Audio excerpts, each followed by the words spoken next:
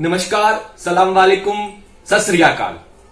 4 दिन पहले हमने वीडियो बनाया था और सवाल पूछे थे डीसी साहब से, लेकिन अब सवाल तो हमसे ही पूछे जा रहे हैं। हमसे कहा जा रहा है कि ये जमीन हमारी है, इस प्रॉपर्टी से आपका क्या लेना देना। जनाब, कश्मीर से कन्याकुमारी तक हर जमीन हमारी है, क्योंकि हम हिंदुस्तानी हैं, हम मीडिया वाले हैं, हम इस देश का 5वां स्तंभ हैं। हम सवाल पूछेंगे, जिस जगह सवाल पूछने की जरूरत होगी वहां वहां सवाल पूछेंगे और आपको जवाब देना होगा। अगर आप जवाब नहीं देंगे तो कोई बात नहीं, लेकिन फिर भी हम सवाल पूछेंगे और हम बार बार पूछेंगे, क्योंकि हम आम जनता के हक की बात करते हैं। हम मीडिया वाले हैं, हम बिकाऊ नहीं हैं। मेरे पुंछ को अब भगवान और अल्लाह ही बचा सकते हैं, क्योंकि इंसान तो अब मजहब खेलने लगे हैं। लोग मस्जिद में बैठकर भी झूठ बोलने से नहीं डरते, तो फिर वो सच बोलेंगे ये कैसे हम सोच लें। कुछ सवाल पूछे थे मैंने अपने पहले वीडियो में, लेकिन सवालों के जवाब तो दूर की बात, यहां मीडिया पर ही सवाल उठा दिए गए कि मीडिया वाले बिके हुए हैं और चंद पैसों में बिकते हैं मीडिया वाले। ये वकील बाबू कह रहे थे। 2-3 मीडिया के लोग जो नहीं चाहते कि यहाँ पे ये लोग आके आबाद हों, बेरोजगार लड़के यहाँ पे आबाद हों, कारोबार करें, लेकिन चंद लोग मीडिया के लोग 2 साल से फिरका प्रस्ती पे उतर आकर यहाँ पे सिचुएशन को खराब करना चाहते हैं, हालात को खराब करना चाहते हैं। यहाँ तक कि ये लोग आईजीपी तक और पुलिस को भी ब्लैकमेल करते हैं, एडमिनिस्ट्रेशन को ब्लैकमेल करते हैं, लोगों को ब्लैकमेल करते हैं। हम लोग इनका नाम बता सकते हैं? जो देखिए, ये पुंछ टुडे में जो लोग हैं ये जिम्मेवार हैं इसके।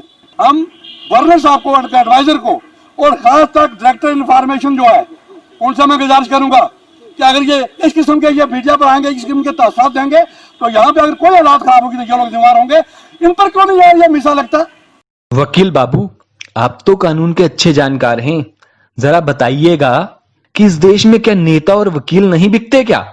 अगर ना बिकते तो निर्भया के दरिंदों को वकील ना मिलता, कसाब को वकील ना मिलता, और अगर ना बिकते तो देश की संसद में नोटों की गड्डियों को ना उछाला जाता, और अगर वकील ना बिकते तो कोर्ट में तारीख पर तारीख ना मिलती। आम आदमी इंसाफ के लिए गिड़गिड़ाता रहता है, इसीलिए बिकने की बात ना करिए बाबूजी। और हां, आप कह रहे हो पुंछ टुडे मीडिया वाला बिक गया, तो जनाब क्या आपके हिसाब से आपके मन माफिक नहीं बोलने वाले को बिका हुआ मान लिया जाए? माफ कीजिएगा वकील बाबू, हम आपके खरीदे हुए चमचे नहीं हैं। जो आप कहेंगे तो हम आपकी जय जयकार करेंगे, जिंदाबाद करेंगे। आप होंगे किसी पार्टी के नेता, हम स्वतंत्र मीडिया हैं। हम आपको जो अच्छा लगे वो नहीं दिखाएंगे, और ना वो लिखेंगे और ना वो बोलेंगे। हम वो लिखेंगे, वो बोलेंगे जो जनता के हित में होगा, ना कि जो आपको अच्छा लगेगा। आप हमारे जज नहीं हो कि आप डिसाइड करोगे हम कौन हैं। हम आपकी तरह मजहब नहीं खेलते कि फ्लड जोन को रेड जोन बना दें और फिर रेड जोन के बाद उसे सेफ जोन बताने लगें और फिर मजहब की आड़ ले लें। हमारा मजहब हमें मानवता सिखाता है। आप तो वकील हैं, आप कानून को अच्छी तरह जानते हैं, फिर आप प्रेस कॉन्फ्रेंस करने के बजाय कोर्ट क्यों नहीं गए? आप पढ़े लिखे आदमी हैं, आपको शोभा नहीं देता अनपढ़ों वाली बातें करना। आपको यदि लगता है हम गलत हैं तो आप कोर्ट जाइए और वहां जाकर बकायदा फ्लड जोन को सेफ जोन होने का ऑर्डर लेकर हमारी बोलती बंद करिए ना। लेकिन कुछ सवाल हैं आपसे भी, आशा करता हूं आप काबिल वकील हैं और मेरे सवालों का जवाब देने से आप हिचकिचाएंगे नहीं, और अगर मैं गलत हूं तो मेरी जानकारी दुरुस्त करेंगे। लेकिन एक प्रार्थना है वकील साहब, बीच में ना मजहब की दीवार मत लाइएगा। मजहब खेलने के ही कारण हमारा पुंछ आज तक तरक्की नहीं कर पाया। उम्मीद करता हूं आप पुंछ के विकास में आगे आएंगे और अपनी बातों का जवाब मजहब से नहीं, प्रमाणों से देंगे, प्रूफ से देंगे। क्या फ्लड भी हिंदू मुसलमान होता है? फ्लड ये पूछ कर आता है कि ये हिंदू का घर है या ये मुसलमान का घर है? क्या वो पूछ कर आएगा कि ये हिंदू का घर है या ये मुसलमान का घर है? क्या इस बिल्डिंग को गिराते हुए फ्लड ने पूछा था कि है घर तू मुसलमान का है इसलिए तुझे गिरा दूंगा? अगर नहीं तो फिर ये सियासी खेल क्यों खेल रहे हैं आप? आप इस मुद्दे को इंसानियत के हिसाब से देखिए और अपने जमीर से पूछिए, क्या यह जायज है कि आज कुछ लोग फ्लड जोन में घर बनाएंगे और कल अगर वो फ्लड आएगा तो आप उनको मुआवजा दिलवाएंगे? नहीं तो आप अपनी प्रॉपर्टी से उनको मुआवजा देंगे क्या, ये आप घोषणा करेंगे? और हां, आप कह रहे हैं कि ये गरीब लोग हैं। पहले तो आप अपने साथी की बाइट सुनिए। मुझे एक बंदे ने किले शुरू किए, पिछले दिनों में ये बाद में उसने बोला मुझे भी 2 दुकानें मिल जाती। मैंने कहा आओ ले लो, बोलता नहीं जी फिर अगर आप 1 लाख रुपए की दिला दोगे आप देखो ना कहाँ से। अब ये बताइए कि ऐसा कौन सा गरीब है जो 10 लाख के हिसाब से मरला जमीन खरीदे और यहां पर घर बना ले, दुकान बना ले? ये गरीबी की नई डेफिनेशन क्या आपने इजाद की है, या हमारे गृह मंत्रालय ने की है, या हमारे एलजी साहब ने की है? जरा बताइएगा। और हां, चलिए आपकी ही बात मान ली जाए कि फ्री में जमीन वाला है कोई, तो क्या ये शर्म की बात नहीं होगी कि वो अपनी मेहनत की पूंजी लगाकर यहां मकान बनाएगा, दुकान बनाएगा, और फिर एक दिन खुदा ना करे फ्लड आया तो वो कहीं का नहीं रहेगा, उसे सरकार भी मुआवजा नहीं देगी? क्या फिर आप उसका केस लड़ेंगे और अपनी पेंशन लगाएंगे, या मुफ्त सर्विसेज देंगे? अगर मुफ्त देंगे तो अभी क्यों नहीं कोर्ट में जाकर ये निश्चित कर लेते कि ये फ्लड जोन है ही नहीं, बेफिक्र होकर घर बनाइए, आप टेंशन मत लीजिए। पुराने बुजुर्ग कहते थे, पुंछी भाषा में ही कहावत है कि दरिया एक दिन अपनी जगह मलना है। आप राजनीति करिए ना, आपको कौन मना करता है, लेकिन पुंछ का हित तो देख लीजिए। आप क्यों इस चक्कर में पूरे पुंछ का बेड़ा गर्क करने में लगे हैं?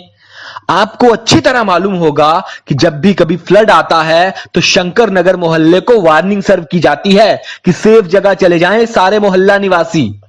लेकिन आप तो पूरे मोहल्ले को ही पाकिस्तान में बहा देना चाहते हैं, क्योंकि जब आप रेड जोन को सेफ जोन बनवाकर कंस्ट्रक्शन करवाएंगे तो फिर फ्लड आने पर पानी का रास्ता तो बचेगा नहीं, तो पूरा मोहल्ला बहेगा ना। अब मैं अपने मूल विषय फ्लड जोन पर आता हूं। मैंने डीसी साहब से कुछ सवाल पूछे थे और तब तक पूछूंगा जब तक जवाब न मिल जाए।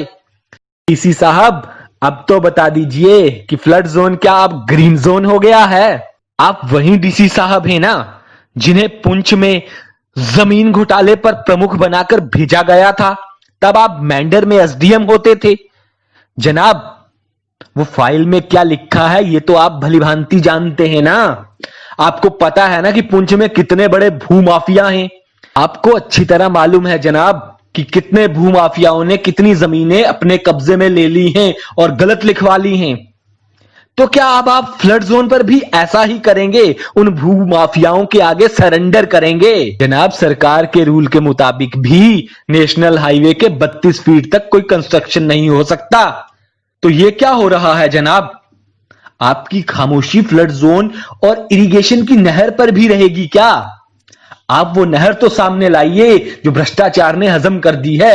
आइए सुन लेते हैं 2 बाइट्स। बात ही अगर पिछले दिनों वहां पर कुछ गरीब लोगों के झोंपड़े बने हुए थे, उसको तो डीसी साहब ने उखेड़ दिया क्योंकि वो गरीब लोगों के थे। गरीब लोगों के लिए बुलडोजर चला और अमीर लोगों के लिए रेड कारपेट बिछाकर उनको बनाने के लिए, साथ में मिलकर बनाने के लिए इजाजत दी जा रही है। और हम चाहते हैं कि इसकी इंक्वायरी हाई लेवल से होनी चाहिए। कस्सी को भी उन्होंने भेज दिया है, जो मुझे लगता है वहां पर भी कुछ लोग मिट्टी डालकर वहां क्यारे बनाकर उसको कवर कर रहे हैं। अगर खुदा ना खास्ता ऊपर वाले ने चाहा कल फ्लड आया तो नीचे वाला पूरा मोहल्ला बह जाएगा, वो नीचे तक फिर कोई भी मकान नहीं बचेगा। अगर इतनी लूट और खसूट, इतनी बड़ी अप्रोचमेंट यहाँ पुंछ शहर के अंदर हो रही है तो पहले तो म्यूनसिपलिटी को जाकर वहां फौरी तौर पर कार्रवाई करनी चाहिए और कस्सी खाली करानी चाहिए, और जो सड़क मली है उसको भी खाली करानी चाहिए। अगर वो खाली नहीं होती है, इसका मतलब सीधा सीधा है कि सभी लोग इसमें मिले हुए हैं और इस पैसे का बोलबाला है। यहाँ पर एक लैंड माफिया है जो एडमिनिस्ट्रेशन से मिला हुआ है। तमाम गिरदावरियां, इंतकाल, झूठे फ्रॉड गवर्नमेंट लैंड पर इन्हें करवाए हैं।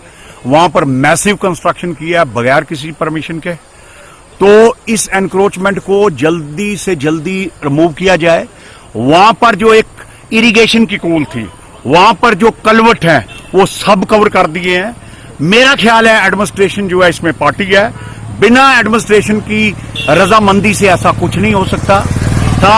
मेरी एलजी से गुजारिश है और प्राइम मिनिस्टर ऑफ इंडिया से गुजारिश है, ये जो लोग जिन्होंने ये एनक्रोच किया है, कलवर्ट्स बंद कर दिए हैं और जो वहां पर इरिगेशन की कूल थी वो बंद कर दिया है, फौरी इसको खोला जाए और ये तमाम जो भी इनके इंतकाल हुए हैं उनको कैंसिल किया जाए और इसको डिमोलिश किया जाए, सारे को डिमोलिश किया जाए। क्या सुनील गुप्ता जी झूठ बोल रहे हैं कि नहर है, या ये वकील साहब झूठ बोल रहे हैं? अगर नहीं बोल रहे हैं तो फिर आप कार्रवाई कब करेंगे? क्या उस पर भी आपने कान बंद कर लिए हैं? आंखों से देखना बंद कर लिया है। आपकी खामोशी, आपकी चुप्पी भ्रष्टाचार को इजाजत दे रही है। जनाब, हम भोली भाली जनता हैं, लेकिन इसका मतलब ये ना सोचिएगा कि हम खामोश रहेंगे। अगर हम बोलेंगे तो आपका सिंहासन डोलेगा, लेकिन हम चाहते हैं हमें भोला भाला ही रहने दें। हमारी आपसे प्रार्थना है, हम गलत नहीं पूछ रहे, हम सवाल पूछ रहे हैं। हमारे सवालों के जवाब दीजिए और उचित कार्रवाई करिए।